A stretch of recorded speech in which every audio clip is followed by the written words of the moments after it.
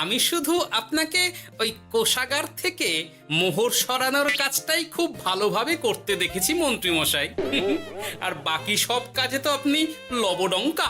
গোপাল, মুখ সামলে কথা বলো, হ্যাঁ? বেশি বাড়াবাড়ি করো না। কি বলতে চাইছেন মন্ত্রী মশাই?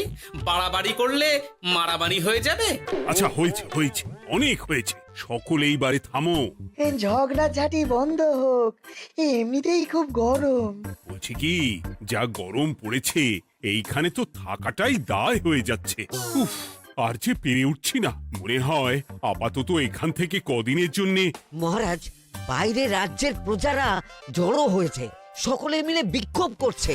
একবার একবার শিগগির আসুন মহারাজ, নইলে সাংঘাতিক কিছু একটা ঘটে যাবে। কি হলো? আবারও কোনো সমস্যা হলো নাকি? আমাদের রাজ্যের প্রজারা তো যথেষ্ট বোঝদার, তারা তো এমনি এমনি ঝামেলা ঝঞ্ঝাট সৃষ্টি করার মানুষ নয়। গোপাল, চলো গিয়ে দেখি।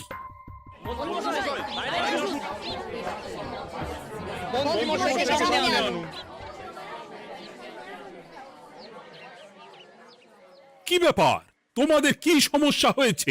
এইভাবে বিক্ষোভ করছো কেন? মহারাজ, মন্ত্রী মশাইকে সামনে আনুন, তারপর বলছি কি হয়েছে না হয়েছে। সেরেছে। আরে, আমাকে ডাকছে কেন? আচ্ছা, বলছি তোমরা একটু শান্ত হও। আমি বুঝতে পারছি তোমরা কিছু একটা কারণে খুবই অসন্তুষ্ট হয়েছো, তাই সেই জন্য বলছি আগে শান্ত হও, তারপর বলো মন্ত্রী মশাইকে কেন খুঁজছো, উনি কি করেছেন? গোপাল দাদা, তুমি তো জানোই রাজ্যে যা গরম পড়েছে, তার জন্য খাল বিল পুকুর নদী নালা একেবারে শুকিয়ে গেছে, চারিদিকে জলের হাহাকার। হ্যাঁ হ্যাঁ, সে তো জানি। গত সপ্তাহে এই সমস্যার কথা জানিয়ে মহারাজকে অনুরোধ করে গিয়েছিলাম যে রাজ্যের বাঁধটা যাতে খুলে দেওয়া হয়। কেন? আমি তো তোমাদের কথা রেখেছি। আমি তো দুদিন আগেই মন্ত্রীকে পর্যাপ্ত পরিমাণে মোহর দিয়ে বাঁধ খোলার কাজে পাঠিয়েছিলাম। কেন, উনি কি বাঁধ খোলেননি? সেইটা ওনাকেই জিজ্ঞাসা করুন। গত দুদিনে উনি তো বাঁধ খুলতে আসেনি, উপরন্তু আমরা ওনাকে ডাকতে গেলে উনি আমাদেরকে তাড়িয়ে দিয়েছেন। সে কি, এ তো ভারী অন্যায়। দুদিন ধরে অপেক্ষা করে আর না থাকতে পেরে আজকে আমরা এখানে এসেছি। এই অবস্থা আমরা কি করব? যদি আমাদেরকে আমাদের রাজ্য সাহায্য না করে তাহলে কোথায় যাব আমরা? ছি ছি ছি, আমি তো ভাবতেই পারছি না। মন্ত্রী, এই মন্ত্রী! মহারাজ, মন্ত্রী মশাইয়ের ব্যাপারটা পরে দেখে নিচ্ছি, আগে এদেরকে শান্ত করেই চলুন। মনে রাখবেন, প্রজারা একবার বিপক্ষে চলে গেলে কিন্তু খুব মুশকিল হয়ে যাবে। শোনো সকলে, তোমরা আজকের দিনটা একটু কষ্ট করো। আমি কথা দিচ্ছি, কাল সকাল হলেই বাঁধ খোলার ব্যবস্থা করব, ঠিক আছে? ঠিক কথা বলেছো তো গোপাল দাদা। দাদা বলে যখন ডাকো, তখন দেখো এই দাদা তার ভাইদের কিছুতেই নিরাশ করবে না। শুধু আজকের দিনটা একটু চেয়ে নিচ্ছি, ব্যাস। ঠিক আছে, আজকে আমরা চলে যাচ্ছি, কিন্তু কালকে কিছু না হলেই। কোনো কিন্তুরই জায়গায় নেই পুঁটির বাবা। আর তোমরা রাগ করো না। চিন্তা করো না, সকাল হলেই সাঙ্গ পাঙ্গ নিয়ে আমি বাঁধ খোলার কাজে নেমে যাব।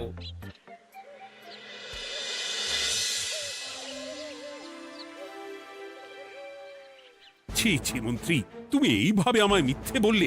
ভাবতেই পারছি না কি দরকার ছিল আমায় মিথ্যে আশ্বাস দিয়ে প্রজাদের সামনে নাক কান কাটার। মুখে কুলুপ কেন? উত্তর দাও। না, মানে আমার শরীরটা ঠিক ভালো ছিল না, তাই বাড়ি থেকে বেরোতে পারিনি। বলছি কি, শরীর খারাপ থাকলে রাজসভায় খবর দিতে পারতেন, আমরা কেউ দায়িত্বটা পালন করতাম, কি আছে? সমস্ত মোহরগুলো ত্যাগস্থ করে ঘাপটি মারলেন ঘরে। ছি ছি, জানাই আপনাকে ধিক্কার। সকলে মিলে করো প্রতিবাদের চিৎকার। মন্ত্রী মশাই, ছি ছি ছি ছি ছি ছি। মহারাজ, আপনি এক্ষুনি মন্ত্রী মশাইকে কদিনের জন্য সভা থেকে বহিষ্কৃত করুন। সে তো করবই, তবে তার আগে আমি চাই কালকে যখন বাঁধ খুলতে তোমরা নামবে, তখন সেই কাজে কোনো লোক নিয়োগ না করে মন্ত্রীকেই বাঁধ খুলতে নামাবে। মহারাজ, এ কেমন বিচার আপনার? আমি না রাজ্যের মন্ত্রী। মন্ত্রী না ষড়যন্ত্রী। মন্ত্রী মশাই, তাহলে কালকের জন্য প্রস্তুত থাকুন। মহারাজের বাঁধ খোলার জন্য সকল মোহর তো আগেই আত্মসাৎ করেছেন, এবার শুধু কাজে নেমে পড়বেন, কেমন?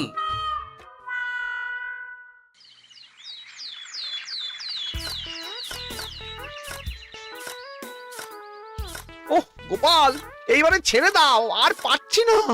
এত সহজে হাল ছাড়লে হবে বলুন? এই কে আছো? ওই শাবল কোদালগুলো দাও, আমি এদিকটায় খুঁচিয়ে দিই। এই সভাকবি, বিজ্ঞানী, এসো এসো এসো, হাত লাগাও। সবে মিলে করি কাজ, বাঁধ খোলা হবে আজ। বাঁধ খোলা হবে আজ, মন দিয়ে করো কাজ। একদম, হাত লাগাও, জোর লাগাও।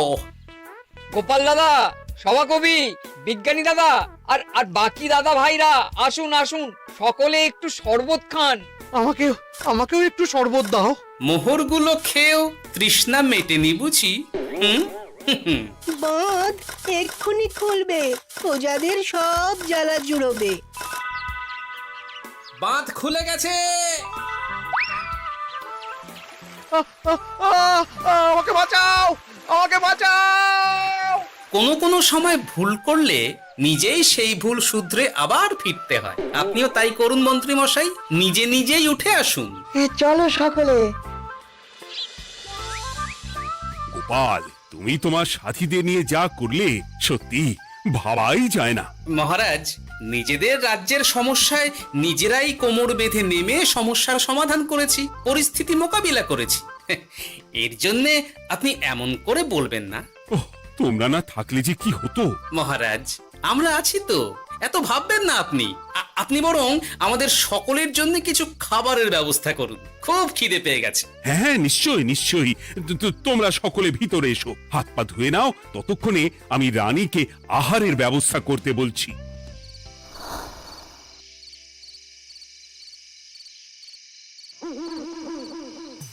ওমা গো, ওমা বাঁচাও, কি শরীর খারাপ তাই না লাগছে গো। একে গিন্নি, বাবারে, কি হয়েছেটা কি? তুমি এইভাবে এখানে শুয়ে কাতরাচ্ছ কেন? বলি তুমি এসেছো? হ্যাঁ, এই তো আমি চলে এসেছি। কি হয়েছে গিন্নি? তোমার কোথায় কষ্ট হচ্ছে? গরমে হাঁসফাঁস করছি গো, পারছি না। রান্না করতে গিয়ে খুব বাজে অবস্থা হয়ে গেছে গো, এই থেকে এইখানে পড়ে পড়ে গড়াচ্ছি। ঠিক আছে, আজ আর রান্না করতে হবে না গিন্নি, আমি রাজবাড়ি থেকে খেয়ে এসেছি। বাহ, নিজে খেয়ে এসেছো বলে আর রান্না করতে হবে না বলে দিলে? এদিকে রাত্রে আমি খাবো কি সে খেয়াল আছে?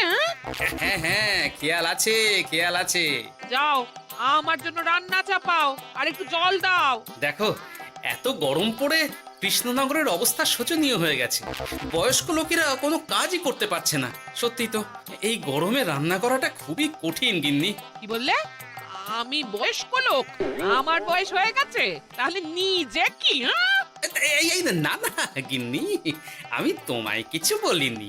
আমি গোটা কৃষ্ণনগরের সাধারণ বয়স্কাদের উদ্দেশ্যেই কথাটা বললাম। তোমার তো বয়স হয়েছে বলে মনেই হয় না গিন্নি। ও তাই বলো?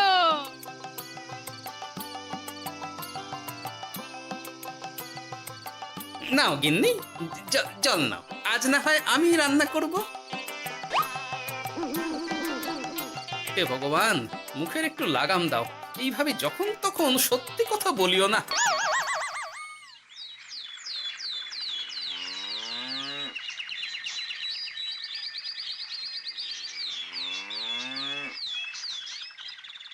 গোপাল দাদা, ও গোপাল দাদা, একবারটি বাইরে এসো, মহারাজ জরুরি তলব করেছেন। আবার কি হলো? গোপাল দাদা, গিন্নি, একবার ও বাইরে গোপাল গিয়ে দাদা। দেখে আসি, বুঝলে? পেয়াদা এসে অনেকক্ষণ থেকে ডাকছে। গোপাল দাদা, আচ্ছা, গিয়ে গোপাল দেখো। দাদা, ও গোপাল দাদা, গোপাল দাদা, ও গোপাল দাদা, আরে তুমি এক্ষুনি একবার প্রাসাদে চলো, রানীমার খুব শরীর খারাপ করেছে, মহারাজ তোমাকে খবর দিতে বললেন। ঠিক আছে, তুমি যাও, আমি আসছি।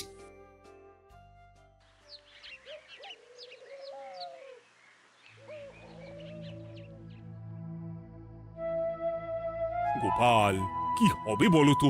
রানী তো দুমদাম করে ব্যারামে পড়ে না। মহারাজ, ভয় পাবেন না, আমরা আছি তো। বৈদ্যকে পরীক্ষা করতে দিন, দেখি সে কি বলে। মহারাজ, অতিরিক্ত গরমের জন্য শরীরটা খারাপ হয়েছে। আসলে উনি এই তীব্র দাবদাহ নিতে পারেননি। তবে চিন্তা করবেন না মহারাজ, আমি বাড়ি গিয়ে এক ধরনের বিশেষ পথ্য পাঠিয়ে দিচ্ছি। রানীমা খেলেই সুস্থ হয়ে উঠবেন। মহারাজ, নিজের কানেই তো শুনলেন, রানীমার তেমন গুরুতর কিছু হয়নি, চিন্তা করবেন না। বৈদ্যর ওষুধে উনি সেরে উঠবেন। যাওয়ার আগে একটা কথা বলে যাই, গরমের এই দাবদাহ কিন্তু আরো ভয়ঙ্কর হবে, তাই সকলে খুব সাবধানে থাকবেন। শরীর যাতে ঠান্ডা থাকে এমন হালকা পাতলা খাবার খাবেন। আসি, রাজসভায় দেখা হবে। মহারাজ, বৈদ্যমশাই কিন্তু এটা ঠিক বলেছেন, গরম আরো বাড়বে, তাই দুজনেই খুব সাবধানে থাকবেন, কেমন? গতকাল তো আমার গিন্নিও গরমের চোটে কুপোকাত হয়ে গেছিল, শেষমেশ আমাকেই বাড়ি গিয়ে রান্না করতে হলো আর কি। ও বাবা, তাই নাকি? তাহলে তো খুবই চিন্তার ব্যাপার। আচ্ছা মহারাজ, আমি তাহলে এখন আসি, আবার রাজসভায় দেখা হবে। এই গরমে আর এখানে থাকতে পারছি না, বলছি কদিনের জন্য না একটু অন্য কোথাও গেলে হয় না গো? গিন্নি, এই গরমে ঘরেই থাকো, অন্য কোথাও যাওয়ার মোটে নাম করো না। বাইরে বেরোতে গিয়ে যদি কোনোভাবে গরম হাওয়া শরীরে লেগে যায় তাহলে বিপত্তির আর শেষ থাকবে না গিন্নি। কিন্তু এখানেও তো যা গরম পড়েছে, পচে গলে মরে যাই আর কি। উফ গিন্নি, দয়া করে এইসব বাজে কথা বলা বন্ধ করো তো, আমার আয়ুর থেকেও তোমার আয়ু দীর্ঘ হোক। বাহ, তুমি এসব কথা কোথা থেকে শিখলে গো? এই তো তোমার থেকে আর কি। গোপাল, গোপাল, রাজ্যের অবস্থা খুবই বেহাল। এই সবই আমাদের পোড়া কপাল। আরে সভা কবি, কি হয়েছে? তোমাকে দেখে তো মনে হচ্ছে তুমি কিছু... বিজ্ঞানী মহারাজ দুজনেই অজ্ঞান, ঘটি ঘটি জল ঢেলেও ফেরাতে পারেনি তাদের জ্ঞান। কি বলছো কি? তা তুমি এই ব্যাপারটা জানলে কি করে? গিয়েছিলাম একটু আগে বিজ্ঞানীর বাড়ি, গিয়ে দেখি লোকজনের ভিড় সারি সারি। সে কি? শুনলাম মহারাজ তাকে কিছু বলতে এসেছিলেন, তারপরে দুজনে বাইরে বেরিয়ে আসতেই অজ্ঞান হয়ে গেলেন। মহারাজ বিজ্ঞানীর বাড়ি গিয়েছিলেন, তাও আবার রানীমাকে ছেড়ে? রাজবৈদ্য কত করে বললেন এই সময় যখন তখন ঘরের বাইরে বেরোবেন না, কে শোনে কার কথা? আমার মনে হয় মহারাজ তেমন কোনো গুরুত্বপূর্ণ কিছু কথা বলতেই বিজ্ঞানীর বাড়ি গিয়েছিলেন। গরম কমানোর উপায় আলোচনা করতে হয় তো গিয়েছিলেন। আমাদের মহারাজ তো নিজের চোখেই দেখেছেন এই তীব্র গরমের চোটে রাজ্যের কি অবস্থা, কি অবস্থা। ঠিক বলেছো গিন্নি, আমার এই কথাটা তো মাথাতেই আসেনি। ধন্যবাদ গিন্নি, অসংখ্য ধন্যবাদ তোমায়। আমায় পরে ধন্যবাদ জানিও। হ্যাঁ, এখন আর দেরি না করে বৈদ্য মশাইকে সঙ্গে নিয়ে বিজ্ঞানী মশাইয়ের বাড়ি যাও। হ্যাঁ,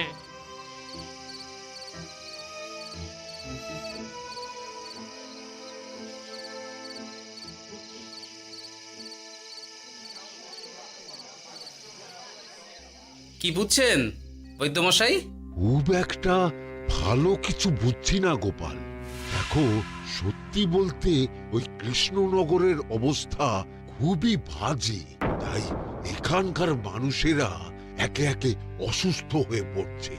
বাইরের অবস্থাটাও তো ভালো নয়, বুঝতেই পারছো। এখন সান্ধ্যকালীন হাওয়াতেও গরমের তাত রয়েছে।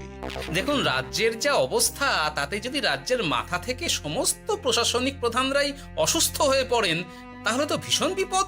সে তো বটেই, এই জন্যেই আমি বলি কি, মহারাজ সহ সকল সভাসদেরা এই রাজ্য ছেড়ে কদিনের জন্য পাহাড়ি কোনো এক জায়গায় গিয়ে থাকুন, পরিবার নিয়েই যান। দেখুন, আগে নিজেরা বাঁচলে তবে তো রাজ্যবাসীকে ভালো রাখতে পারবেন, তাই না? কথাটা কিন্তু মন্দ বলেনি বৈদ্য। গোপাল, এই গোপাল, তুমি পাহাড়ে যাওয়ার ব্যবস্থা করো। এইখানে আর কিছুদিন থাকলে মরেই যাব। হ্যাঁ গোপাল, আমারও তাই মত। এক্ষুনি যা শরীরে ক্লান্তি এসেছে, আর কদিন এইখানে থাকলে মরেই যাব। মহারাজের অনুরোধে গরম কমানোর কোনো ব্যবস্থাও তো করতে পারলাম না, বাইরে বেরোনো মাত্রই দুজনে মূর্ছা গেলাম। বাবা, ঠিক আছে, বুঝেছি। মহারাজ, আপনি আর এই ব্যাপারটা নিয়ে বেশি ভাববেন না। বিজ্ঞানী, তুমিও আর বেশি কথা বলো না। আমি পাহাড়ে যাওয়ার ব্যবস্থা করছি। আমরা রাজসভা সকলে সব পরিবারে যাব। অনেক কাজ হয়েছে, এখন কিছুদিন আমাদের বিশ্রাম দরকার।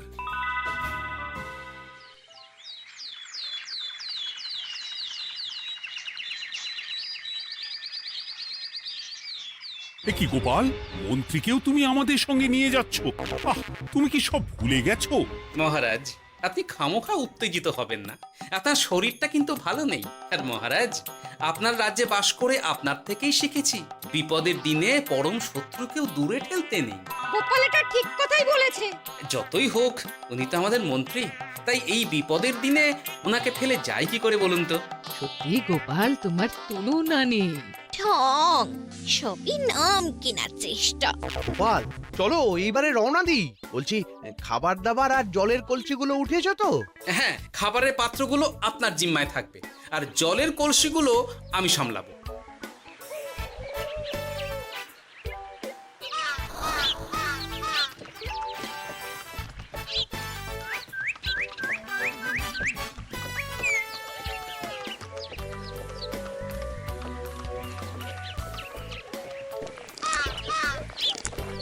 কি গো, তুমি খাবার ছেড়ে শুধুই জল খাচ্ছ? ওদিকে মন্ত্রী মশাই যে সব খাবার একাই সাবার করে দিলে না? ভালোই তো, থাক না। এরপরে বড় বাইরে যেতে হলে বুঝবে, আমি তো ওই জন্যই নিজের জিম্মায় শুধুমাত্র জল নিয়েছি। দেখো, জল খেলে ছোট বাইরে যাওয়ার দরকার হলে চলে যেতে পারবো, কিন্তু বড় বাইরে যাওয়ার দরকার হলে তো যেখানে সেখানে যেতে পারবো না। তাই জলই সই। কিন্তু সবার জল যদি তুমি একাই শেষ করে দিলে তাহলে? এই রে, এটা তো ঠিক বলেছো গিন্নি।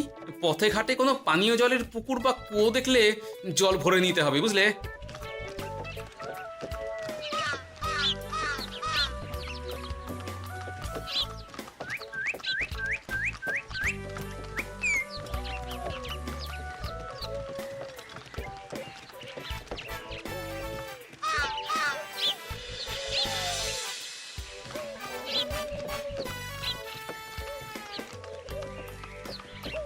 সকলে আসুন, দেখুন দেখুন, মহারাজ আবার মূর্ছা গিয়েছেন। আসুন। সে কি, কৃষ্ণনগর পেরিয়ে এসেছি, এখন এই অচেনা অজানা জায়গায় এসে মূর্ছা গেলেন? গিনি, চলো তো শিগগির গিয়ে দেখি। কেউ ঘাবড়াবেন না, মহারাজের শরীরটা আসলে খুব দুর্বল ছিল তো, তাই মূর্ছা গিয়েছেন। তবে চিন্তার কিছু নেই, আমি এক ধরনের পথ্য দিচ্ছি, এটা খেলেই উনি আবার সুস্থ হয়ে যাবেন। ঠিক আছে বৈদ্য মশাই, আপনি তাহলে যত তাড়াতাড়ি সম্ভব পথ্যটা তৈরি করুন। হ্যাঁ, আমার এই পথ্যটা তৈরি করার জন্যে একটু জলের প্রয়োজন। একটু জলের ব্যবস্থা করুন তো। এ মা, বলি গাড়িতে যে এক ফোঁটাও জল নেই গো, কি হবে? এই গোপাল, তুমি একাই সব জল খেয়ে বসে আছো? হ্যাঁ গোপাল, এখন এসব বাদ দাও, চলো একটু জলের ব্যবস্থা করি। হ্যাঁ, খানাখন্দ, খাল, বিল, নদী, সমুদ্র, যেখান থেকে পারো জল নিয়ে এসো। জল ছাড়া এই পথ্য বানানো অসম্ভব। গোপাল, এ কি করা যায় বলো? দাঁড়াও, আমি একটু ছোট বাইরে থেকে ঘুরে আসছি। হ্যাঁ, খুব জোরে বেগ আসছে, ত্যাগ না করতে পারলে বুদ্ধি খুলবে না।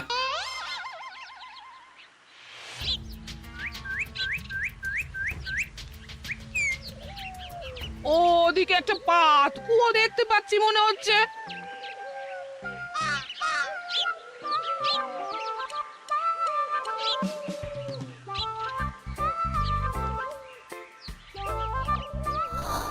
জল কোথা থেকে পাবো?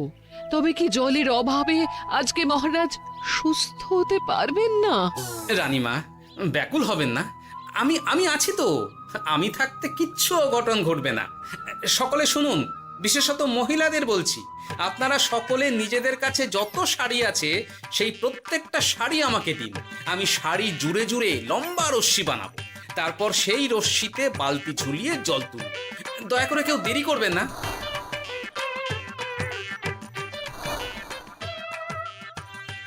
এই নাও আমার 5খানা শাড়ি। হ্যাঁ, এই নাও আমার 10খানা শাড়ি। আমি বাবা আমার লতা পাতা মিনি করা শাড়িগুলো দেব না। যা পারো করো, আমি বড় বাইরেতে যাচ্ছি। ওমা, বিপদের দিনে শাড়ি দেবে না? গায়ের জোরে নিয়ে আসবো। হ্যাঁ,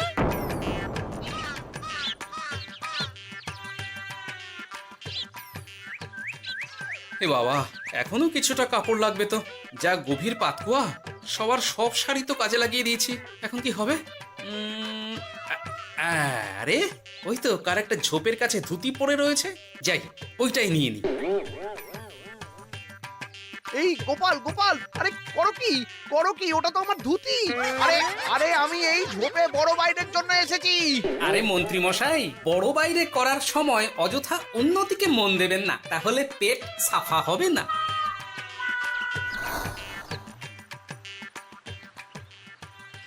গোপাল, তুমি ছিলে বলে এই যাত্রাতে রক্ষা পেলাম। ভগবান তোমাদের অনেক অনেক মঙ্গল করুক। এই দেখো না, ওরা না আমার লতা পাতা আঁকা শাড়িগুলো নিয়ে নিয়েছে। এই, দূর তোমার শাড়ির লতা পাতা, আমি নিজেই জড়িয়েছি বড় বড় ঘাস পাতা।